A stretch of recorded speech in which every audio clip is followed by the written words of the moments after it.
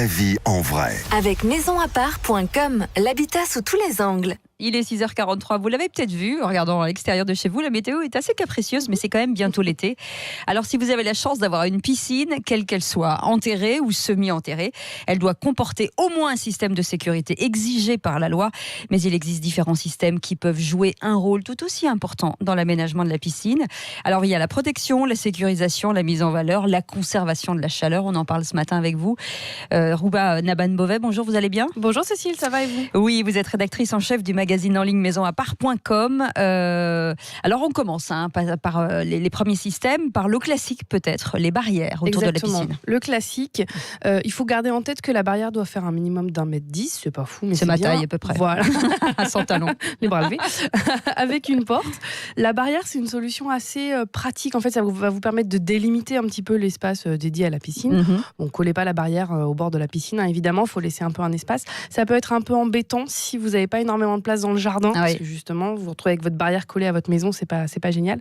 L'intérêt, c'est que c'est pas trop cher. Vous pouvez compter 300-400 € si vous la posez vous-même. Oui, ce que j'allais dire, c'est facile à faire soi-même voilà, aussi. Exactement. Il y a plein de styles, ça peut être du bois, du métal, du grillage. Vous pouvez mettre, voilà. Là, vous avez un petit peu carte blanche pour la composition de la barrière. Donc ça peut être une solution assez simple. Et ça peut coûter à peu près combien ? Ouais, il faut compter 300-400 € si vous la mettez vous-même. Ça peut monter très vite. Il y a des PVC décoratifs. Ça peut monter jusqu'à 1 000 €. Ah oui. Pour des. Oui. Après, ça dépend de la longueur de votre barrière, évidemment. Ouais. Mais... Sinon, vous avez un petit peu plus cher, mais et plus esthétique, forcément, c'est la couverture de sécurité. Voilà, la couverture de sécurité, ça a surtout un double intérêt, c'est que ça va protéger aussi votre piscine. Ça protège les gens de votre piscine et la piscine des feuilles mortes, par exemple, ou des petits animaux qui pourraient tomber dedans. Ou garder la chaleur. Ou garder la chaleur, exactement. Quand vous fermez votre volet roulant ou vous mettez votre bâche le soir, ça vous permet de garder quelques degrés.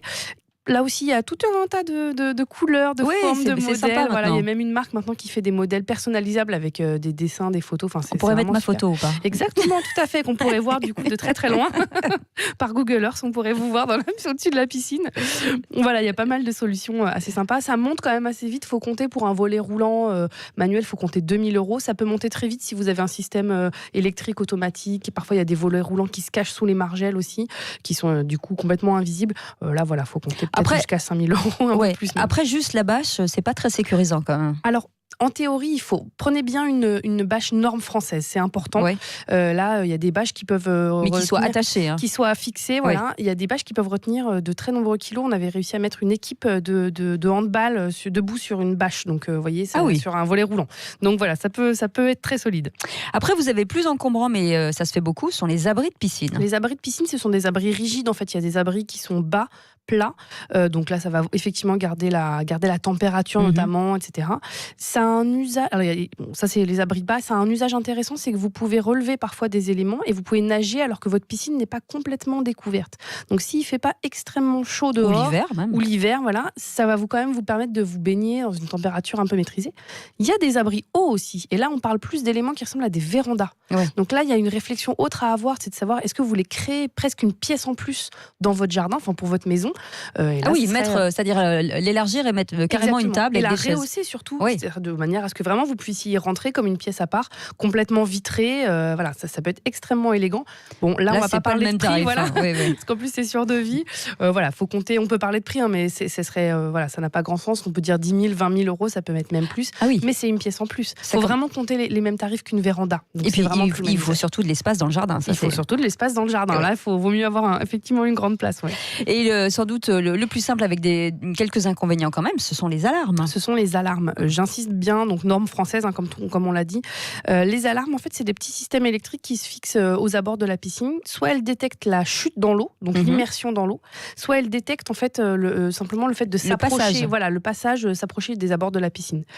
Moi, je mets un bémol. Attention quand même si vous avez des enfants, parce qu'on sait qu'il y a encore une dizaine de décès tous les ans dans des piscines privées par noyade. Ça va très vite, hein. Un enfant qui tombe dans la piscine, le temps que l'alarme se déclenche et le temps que vous arriviez, ça peut être trop tard. Donc ça dépend vraiment de l'usage que vous avez. Moi, je couplerais l'alarme avec un autre système de sécurité comme la bâche ou le volet roulant.